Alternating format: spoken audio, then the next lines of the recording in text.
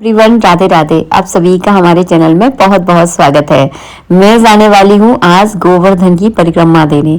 जब भी कभी मैं घर से बाहर जाती हूँ तो अपनी भगवान की सेवा कैसे करके जाती हूँ, क्योंकि अभी एक दिन मैं घर पर नहीं रहने वाली हूँ।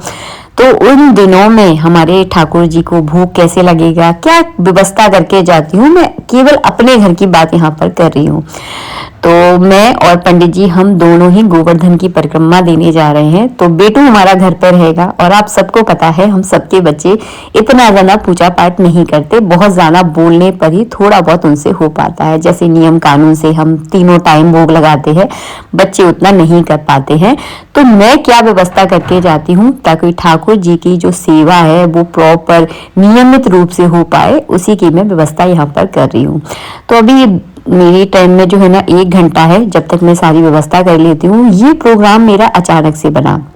जब भी हम कभी बाहर जाते हैं तो 8-10 दिन पहले तो कोई प्लानिंग हुई ही जाती है, तो उसी हिसाब से फिर ठाकुर जी के लिए मैं भोग वगैरह बना लेती हूँ। लेकिन गोवर्धन जाने की प्लानिंग हमारी अचानक से हुई है।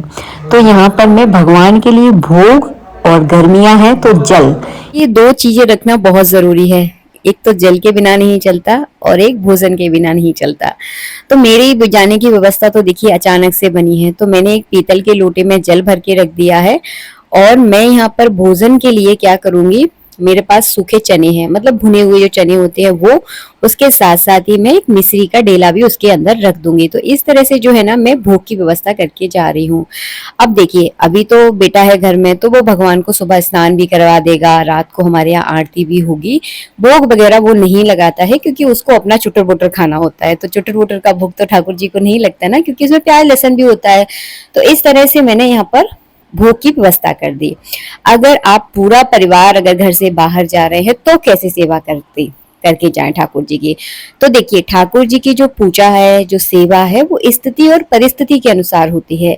जैसा देखिए आपके घर में संभव हो पाए उस हिसाब से पूजा सेवा हमें करनी चाहिए।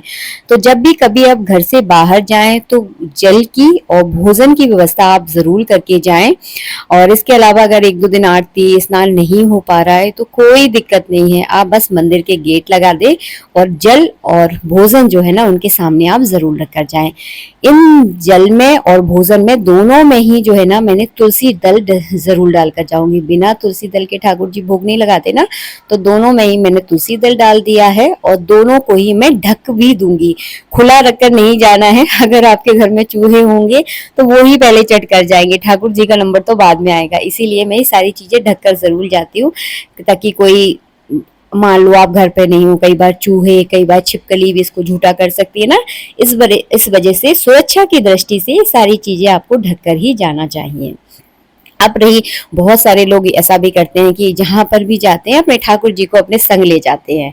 देखिए ठाकुर जी हमारे घर में, भले ही हम उनकी सेवा बच्चों की तरह कर रहे हैं, लेकिन वो हमारे बच्चे तो नहीं है तो वो ईश्वर ही। और ईश्वर को आप हर जगह अपने साथ नहीं लेकर जा सकते। कई जगह ऐसी स्थिति परिस्थिति अलग होती है, हमारे घर की व्यवस्थाएं अलग है, जिनके घर हम जा रहे हैं उनकी व्यवस्थाएं अलग हैं। तो हर जगह ठाकुर जी को ले जाकर हम नहीं ले जा सकते हैं, इसलिए मैं हर जगह उनको लेकर नहीं जाती हूँ। हाँ, जहाँ मुझे लगता है कि ले जाना सही है वहीं लेकर जाती हूँ, हर जगह अपने साथ नहीं ले जाती। उनके घर में उनको ही सौंप जाती हूँ, आप अपना घर संभालो, मैं थोड़े दिनों के लिए जो है ना घूम कर आ रही हूँ। तो इस तरह से हमारी व्यवस्था रहती है। और हाँ, जब भी मैं घर से बाहर जाती हूँ ठाकुर जी के साथ आशीर्वाद लेकर जरूर जाती हूँ, उनके सामने हाथ जोड़ती हूँ, आप अपना घर आप ही संभालो और हमको थोड़ा सा ब्रेक दो, बस इसी सोचकर हम जो है ना चल देते हैं। अब जो है ना हो रहा है मेरी ट्रेन का टाइम, तो बस मैं यहाँ पर चाय बना रही थी क्योंकि अभी जो है ना दोपहर के 3 बज रहे हैं और मुझे जल्दी से जाना है। तो मैंने सोचा फटाफट जो है ना चाय पी लेते हैं, फिर घर से निकलेंगे।